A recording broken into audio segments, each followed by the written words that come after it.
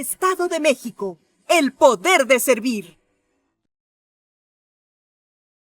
Muchas gracias a todas y todos.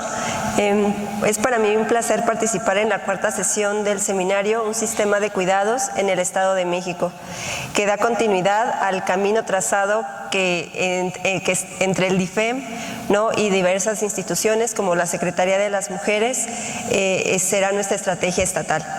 Estamos aquí en esta cuarta sesión para hablar del cuidado no remunerado y la brecha de género, desafíos y propuestas para su reconocimiento.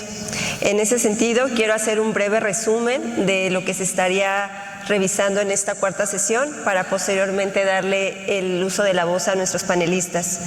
En México, la carencia de tiempo propio y la falta de libertad para su disposición es un factor importante en la configuración de las desigualdades de género. Esta preocupación, en tanto desafío, nos revela la urgencia por contar con una infraestructura sólida que brinde servicios de cuidado de calidad para disminuir una brecha de desigualdad entre mujeres y hombres. Como sabemos, son las mujeres quienes en mayor medida y en algunos casos exclusivamente se encargan de las tareas de cuidado no remuneradas. Esto limita sus oportunidades, trunca su desarrollo, obstaculiza su crecimiento personal, al mismo tiempo que limita su tiempo de descanso y esparcimiento, en detrimento de su calidad de vida y del ejercicio de sus derechos humanos. Por ello, consideramos que es urgente que el trabajo de cuidados sea reconocido no solo como un derecho, sino también como un bien público, pues contribuye a la satisfacción de necesidades básicas, físicas y afectivas.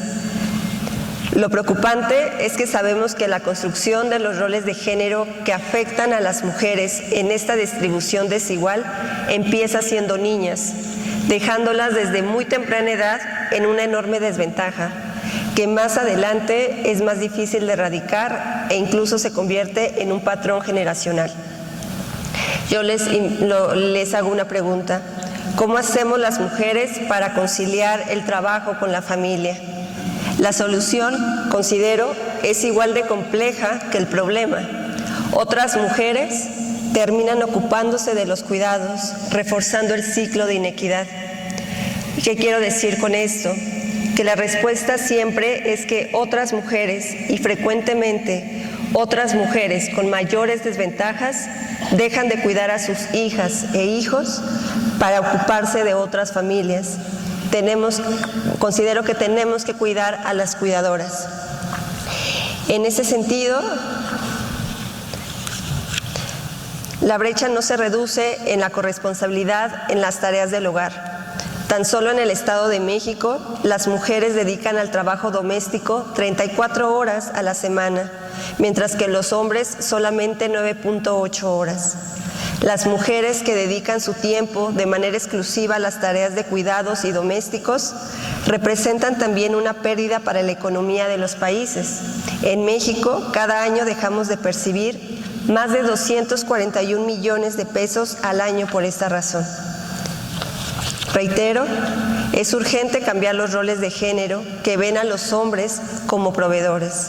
Esto no solo limita el desarrollo de las mujeres, sino que trunca la participación de los niños, jóvenes y hombres adultos en las familias y dentro de los hogares. Por ello, me da mucho gusto formar parte de esta cuarta sesión y quiero dar inicio a este panel leyendo las semblanzas de nuestros panelistas. En primer lugar, el doctor Aldo Muñoz Armenta, profesor investigador de tiempo completo, adscrito a la Facultad de Ciencias Políticas y Sociales de la Universidad Autónoma del Estado de México. Cuenta con estudios de licenciatura en Sociología por la UAM Xochimilco, maestría en Ciencias Sociales por la Flaxo, sede México, y doctorado en Procesos Políticos Contemporáneos por la Universidad de Salamanca, España. Es miembro del Sistema Nacional de Investigadores y forma parte del perfil PRODEV de la SEP. Ha sido consultor de la Organización Internacional del Trabajo en temáticas de informalidad y mercados laborales y consultor de la UNESCO sobre el papel de las organizaciones de trabajadores de la educación en la reforma educativa. Actualmente es coordinador del doctorado en Ciencias Sociales de la Facultad de Ciencias Políticas y Sociales de la UAMEX, programa con reconocimiento del Sistema Nacional de Posgrados de la Secretaría de Ciencias, Humanidades, Tecnología e Innovación. Sus principales líneas de investigación son elecciones y partidos políticos, sindicalismo, magisterial y reforma educativa. Gracias, doctor. Gracias a ustedes por la invitación. También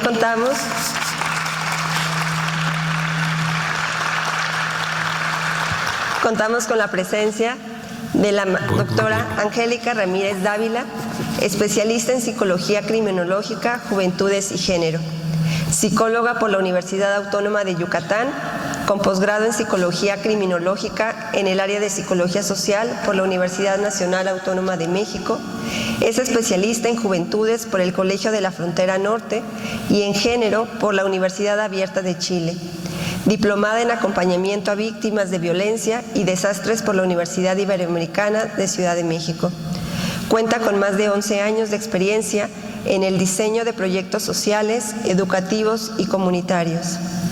Ha participado en procesos de fortalecimiento de capacidades institucionales en diversas dependencias, incluido el Sistema de Naciones Unidas. Actualmente forma parte del Fondo de Población de las Naciones Unidas, agencia enfocada a la promoción de los derechos sexuales y reproductivos de las mujeres, la prevención y atención de violencia basada en género y al desarrollo integral de las juventudes. Coordina proyectos de prevención y atención a las violencias contra las mujeres dentro del área de género y derechos humanos. Gracias, doctora.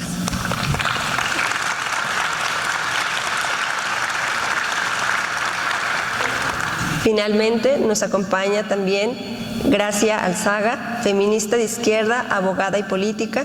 Ella es fundadora de diversas colectivas de derechos de las mujeres, como Defensoras Digitales Quintana Roo, Diálogos de Política Feminista y Coordinadora Nacional de Mujeres Jóvenes de la campaña de la doctora Claudia Sheinbaum con el movimiento Estamos Listas México para posicionar entre las mujeres jóvenes y feministas a la candidata a la presidencia. Fungió como vocera de la campaña presidencial, destacando su participación como analista política en medios de comunicación. Tiene un programa de televisión en Canal 11 llamado Sí Somos, a través del cual se abordan distintos temas de la agenda feminista. Fue directora de promoción y difusión de los derechos de niños, niñas y adolescentes del Sistema DIF nacional. Actualmente es directora de políticas de cuidado en la Secretaría de las Mujeres en el gobierno de la primera presidenta de México. Muchas gracias, gracias también por acompañarnos.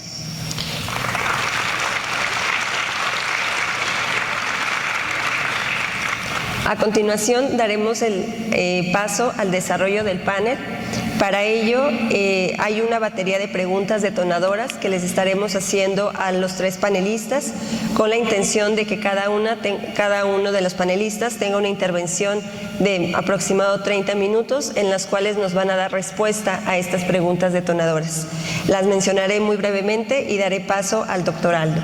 La primera pregunta que se plantea es: ¿cuál es la magnitud del trabajo de cuidados no remunerado en el Estado de México y cómo impacta en la vida de las mujeres? ¿De qué manera contribuye a la brecha de género en el acceso a la educación, el empleo y la autonomía económica? ¿Qué papel ha jugado las políticas públicas en la visibilización y cuantificación de esta labor? ¿Cuáles son las estrategias más efectivas para el reconocimiento, reducción y redistribución del trabajo de cuidados no remunerado?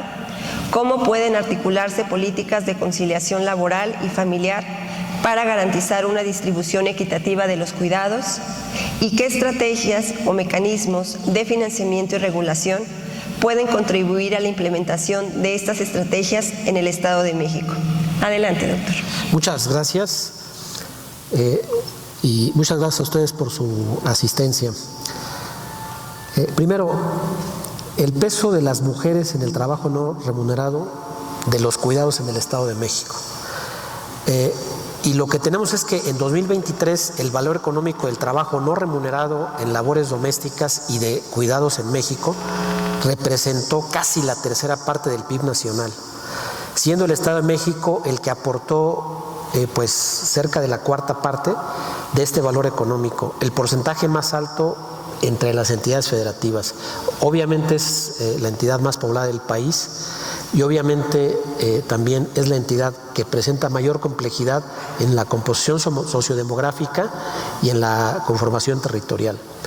Ahora, ¿cuál es el alcance de las actividades de los cuidados? Que ese es otro elemento clave, ¿no? Y en el Estado de México casi la mitad de la población tiene necesidades de cuidado. Y la mayoría de estas actividades son realizadas por mujeres.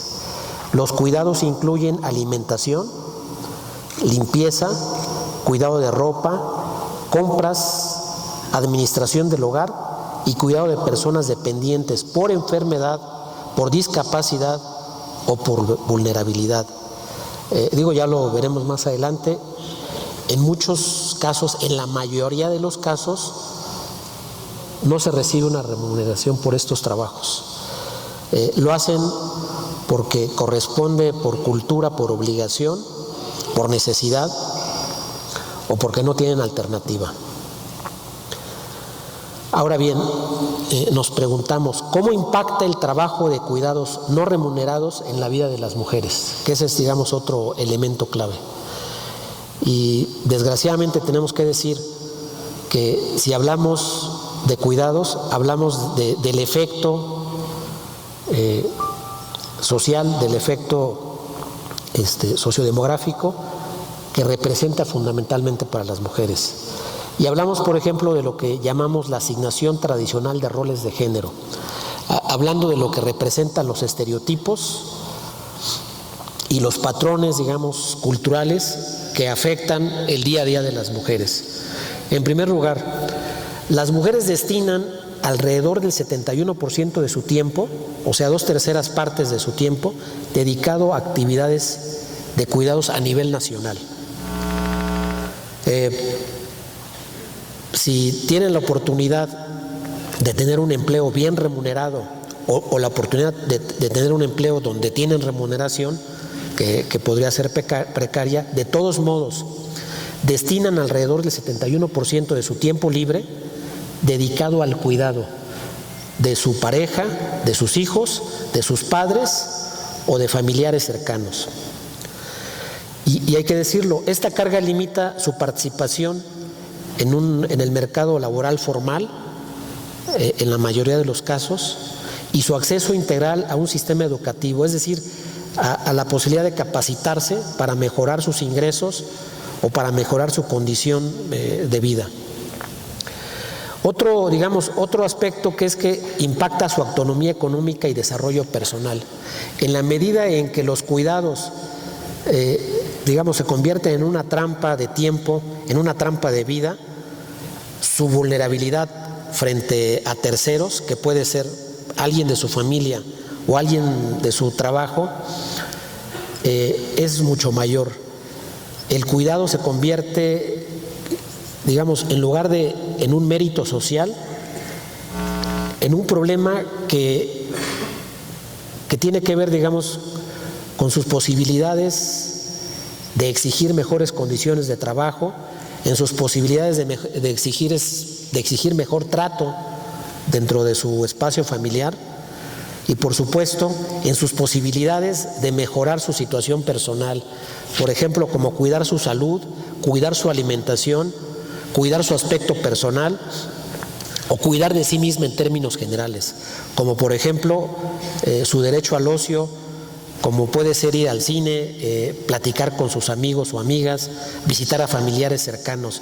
Es decir, su autonomía económica y desarrollo personal prácticamente no existen.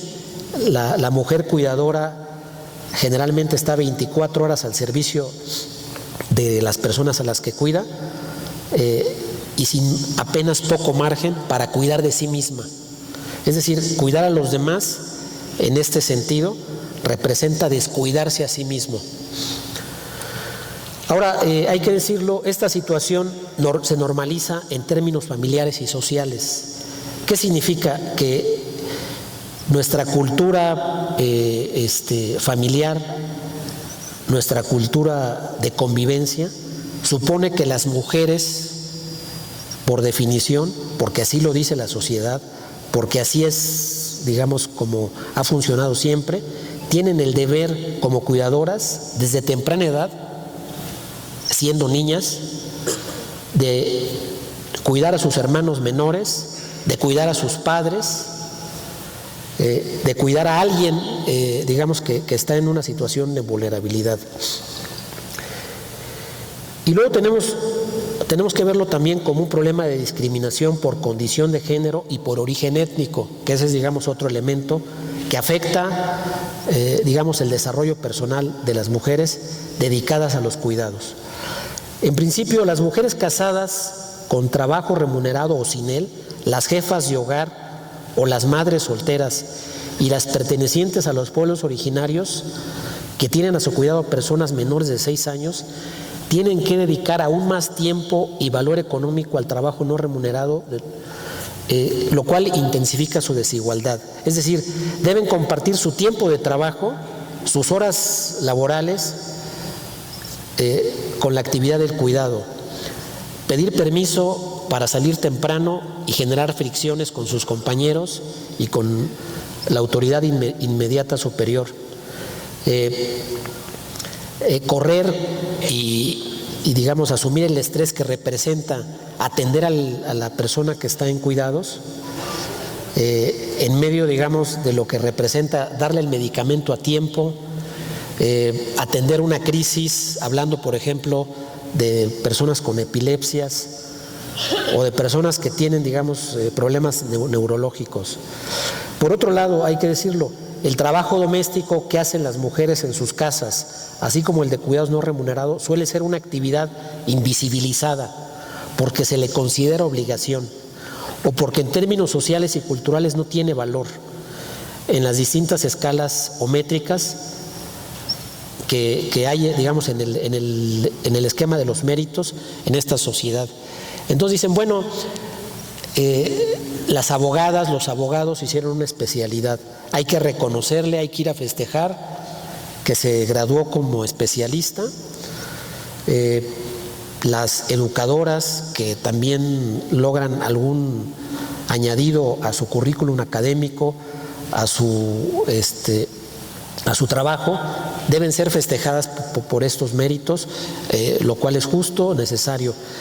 Pero una mujer que cuida a alguien generalmente no tiene el reconocimiento ni familiar ni social de lo que eso significa. Si el enfermo empeora, si la persona que está en cuidados no se mantiene estable, la responsable es la cuidadora, la culpable es la cuidadora. Si exige mejores condiciones, si recibe un pago por ello, si exige mejor trato, significa que es ingrata, que no es sensible y que está siendo, digamos, pues mercantilista, que está priorizando el lucro por encima de su deber de cuidados. Es decir, la discriminación se convierte, por lo tanto, en algo normalizado y en algo que tiene que ser aplicado independientemente, digamos, de las circunstancias. Y luego está la otra pregunta que dice, ¿de qué manera contribuye a la brecha de género en el acceso a la educación, el empleo y la autonomía económica el hecho de que las mujeres sean las principales cuidadoras en nuestra sociedad? En primer lugar, las mujeres proporcionan cuidados con un promedio de 37.9 horas semanales frente a 25.6 de los hombres. Hablamos obviamente del cuidado remunerado y no remunerado. Y hay que decir, en el caso de las mujeres, la mayor parte, estamos hablando de 9 de cada 10 mujeres, realizan cuidados sin ninguna remuneración. Que es un poco el dato que viene. 9 de cada 10 personas que abandonan el mercado laboral por dedicarse a los cuidados son mujeres. Y esto incluye, por ejemplo, niños que se accidentan, niños o adultos que por alguna razón voluntaria e involuntaria pasan a situación de discapacidad permanente. Adultos mayores que inician, digamos, con enfermedades degenerativas que requieren atención 24 horas,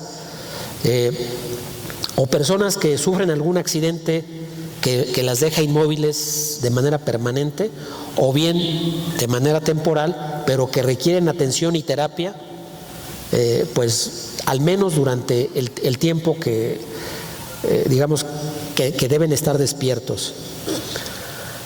Ahora,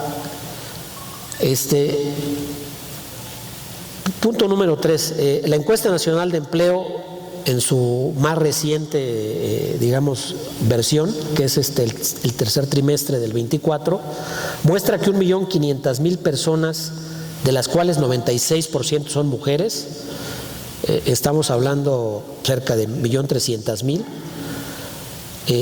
no trabajan, aunque necesiten ganar más dinero, aunque necesiten remuneración, porque no tienen quien cuide a sus hijos, ancianos o enfermos. Es decir, no solamente el cuidado, digamos, subestima o estigmatiza sus tareas, sino que además precariza su condición personal y probablemente o muy probablemente su condición familiar. Es decir, el cuidado, además de generar invisibilidad, si me permiten el término, ingratitud social, ingratitud familiar, genera pobreza. Las oportunidades económicas de independencia, las oportunidades económicas de aportar al ingreso familiar quedan truncadas por completo cuando hay que cuidar a alguien.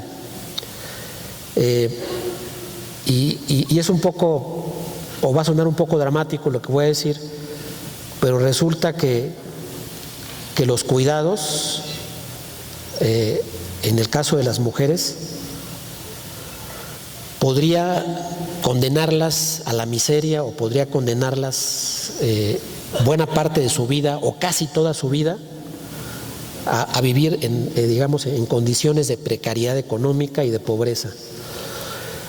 Y en el punto 4, con respecto a esta pregunta, el 85% de las cuidadoras familiares en México no tiene formación de ningún tipo. Y no me refiero a que no tengan educación o haber tenido la oportunidad de asistir a la primaria, a la secundaria o incluso a la educación media superior. El punto es que no tienen un oficio, no tienen una habilidad que les permita incorporarse con dignidad al mercado de trabajo y eventualmente mejorar su condición económica. Siguiente pregunta. ¿Qué papel han jugado las políticas públicas en la visibilización y cuantificación de esta labor? Y bueno, en México nos gusta mucho el formalismo legal, nos gusta mucho legislar sobre lo que es correcto, sobre lo que nos conviene, sobre las cosas importantes y bueno, eso está muy bien.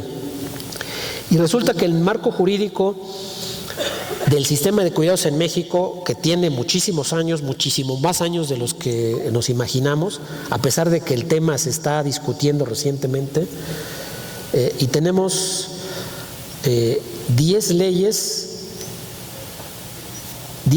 que en principio protegen los derechos de las personas que necesitan cuidados y eventualmente de los cuidadores.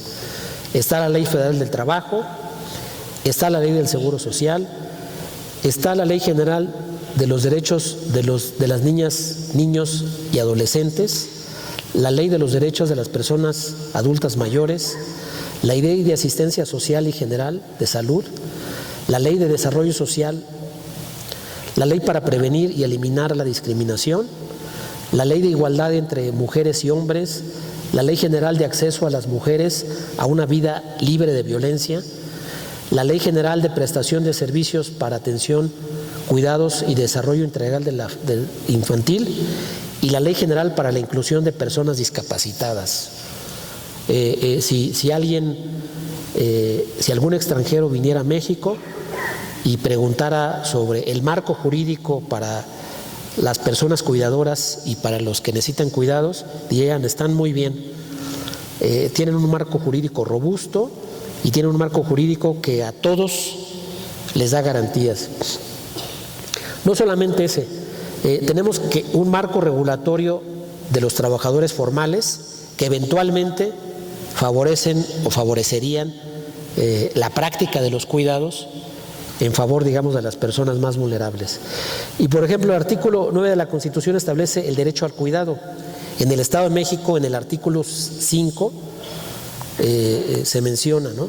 Dentro de las medidas de cuidado se considera la protección a riesgos y enfermedades asociadas al trabajo, los seguros asociados con la edad y el retiro y las indemnizaciones al trabajador o su familia por incapacidad temporal, permanente y muerte.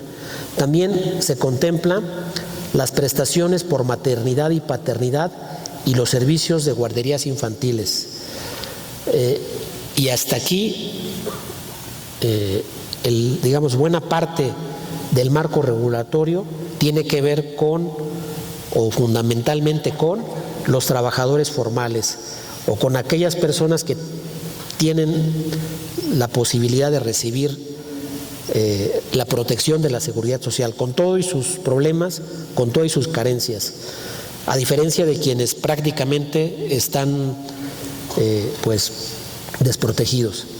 Ahora, ¿qué papel han jugado las políticas públicas con respecto, digamos, a la parte de las personas que no están en el ámbito de la formalidad laboral? En primer lugar, tenemos lo que se llama, todavía en el ámbito de la formalidad laboral, permisos de maternidad y paternidad. Pero lo que se aprecia por otra parte es que la Organización Internacional del Trabajo dice que entre el 10 y el 32% de las trabajadoras en México que aportan a la de seguridad social no tienen beneficios por maternidad. Es decir, incluso en el ámbito de la formalidad, los patrones del ámbito público y del ámbito privado se dan a sí mismo el derecho de negar o de otorgarlo discrecionalmente a las mujeres trabajadoras.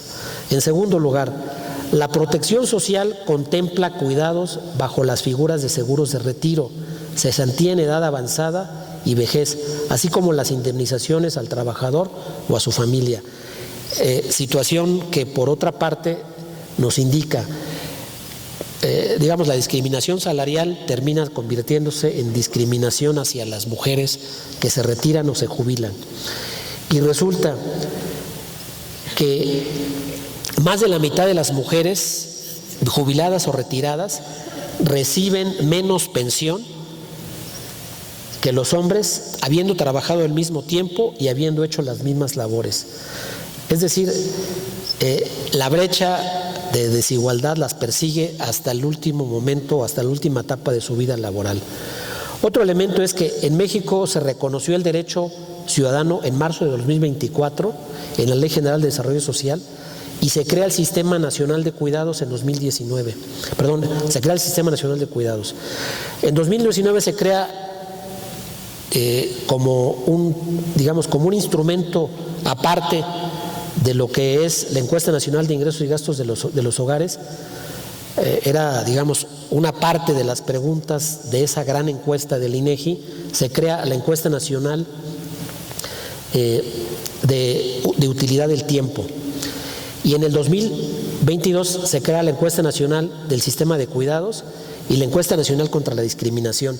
Es decir, estamos hablando de que hasta pasada la década anterior empezamos a medir qué tipo de necesidades tenemos en materia de cuidados y en materia de discriminación, hablando obviamente de las labores que se les asignan a las mujeres tanto en el ámbito doméstico como en el tema de cuidados.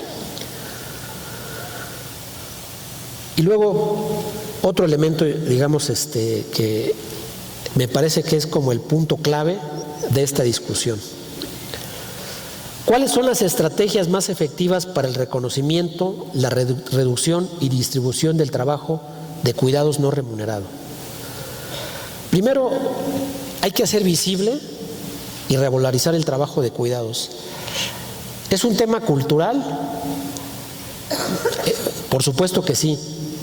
¿Tiene que ver con el marco jurídico? Por supuesto que sí, porque el marco jurídico es un referente que se aplica o no se aplica dependiendo de la autoridad y dependiendo también de la conciencia de los responsables de aplicarlo. Si tenemos que las madres con derecho a maternidad no pueden ejercerlo porque sus patrones públicos o privados no se los autorizan, pues podemos darnos una idea de la brecha que hay en términos de conciencia. Por otro lado, ¿qué tanto o qué cosa tendríamos que hacer como ciudadanos? ¿Qué cosa tendríamos que hacer como partes de una familia para reconocer a nuestras cuidadoras o a nuestros cuidadores? Y bueno, hemos escuchado mucho cómo el 10 de mayo o los cumpleaños de las madres se les hacen grandes fiestas y después no hay, digamos, ningún tipo de compensación por todo lo que hacen o lo que han hecho por nosotros. Es decir, quizá el desafío más importante es la parte cultural, que podamos reconocer que nuestras cuidadoras, las cuidadoras del presente y las cuidadoras del futuro, necesitan más que festejos y necesitan, digamos, una compensación, primero monetaria y sobre todo apoyo. En fin, ese es un desafío cultural muy importante. Y luego está el tema de impulsar una agenda que empodere a la ciudadanía en el ejercicio del derecho al cuidado. Y aquí sí tendríamos que convencer a nuestros representantes, a nuestros funcionarios responsables de las áreas respectivas, de que inviertan parte de su presupuesto en publicidad, de que inviertan parte de su presupuesto en campañas de concientización sobre el esfuerzo, sobre el trabajo, sobre el sacrificio que representa el cuidado, sobre todo para las mujeres, desde temprana edad hasta que son adultas mayores. ¿Y cuántas historias no escuchamos, por ejemplo, de mujeres muy mayores que tienen que hacerse cargo de sus nietos porque los hijos o las hijas están trabajando? El salario es tan precario, el salario es tan bajo, que el cuidado de los nietos empieza desde que los llevan hasta la escuela hasta que se duermen. Es decir, sin vida para descansar, sin vida para esparcirse, sin vida para tener una mejor salud en todos los sentidos, porque tienen que atender desde el inicio del día hasta el final del día a las nuevas generaciones. El punto número 3, incorporar el trabajo de cuidados en las políticas públicas y en la legislación para garantizar su reconocimiento en todos los ámbitos. Más adelante mencionaré de qué forma, pero digamos, la idea del cuidado debe estar presente en todo lo que representa, digamos, la actividad laboral, en todo lo que representa la actividad social y en todo lo que representa el sistema de salud. Y luego, digamos, viene una cosa que es como más utópica de su servidor, pero que es muy importante: proveer un servicio público de cuidados. ¿De qué forma? Obviamente tendremos que hacer otro foro para esto, y ya nos invitarán también para que trabajemos en ello. Existe de alguna forma, existen servicios que de muchas formas hacen este tipo de apoyo, como son los albergues, como son las guarderías, como son las estancias, como son los asilos. Sin embargo, por ejemplo, donde digamos no hay como mucho, o más bien la oferta es prácticamente nula, es en el caso de personas con discapacidad permanente, por razones de movilidad o por razones neurológicas. En el caso, por ejemplo, de adultos mayores que por razones de salud, por razones de la vida, pues van perdiendo sus capacidades cognitivas o sus capacidades de movilidad. Es decir, el servicio de cuidados que tenemos, que tiene, digamos, muchísimas décadas, es insuficiente y además está reservado para unas pocas personas. Punto número 5. Facilitar el acceso a infraestructura básica como agua, electricidad y enseres domésticos que reduzcan el tiempo dedicado a labores domésticas y de cuidado. Es decir, municipios, autoridades locales tendrían que considerar en sus esquemas de gobernanza cómo ayudar a los cuidadores cuando sus ingresos se ven afectados por dedicar el tiempo a los cuidados. ¿De qué forma podrían las autoridades municipales, las autoridades locales o las estatales apoyar a los cuidadores, sobre todo en la parte que más les afecta, digamos, el tiempo dedicado, que es el acceso a ingresos que mejoren su condición personal o su condición familiar? Punto número 6. Implementar medidas de flexibilidad laboral como horarios y licencias parentales, donde los padres o donde las madres cuidadoras tengan, digamos, cierto reconocimiento social a través de estas licencias. Es decir, que cuidar no se convierta en un privilegio, sino que se concientice a patrones, a los públicos y a los privados, de que cuidar es, digamos, un deber social y también es un deber público. Punto número 7, desarrollar sistemas de protección social que apoyen a las personas cuidadoras, incluyendo transferencias económicas. Se pusieron de moda las transferencias económicas, pero si alguien necesita las transferencias económicas, especialmente son las cuidadoras. Y por supuesto, involucrar al sector privado para conciliar lo laboral y lo familiar. Invitarlos a foros, invitarlos a pláticas y que la propia ley y los inspectores del trabajo hagan valer el marco jurídico que ya tenemos para hacer valer el cuidado. Estado de México, el poder de servir.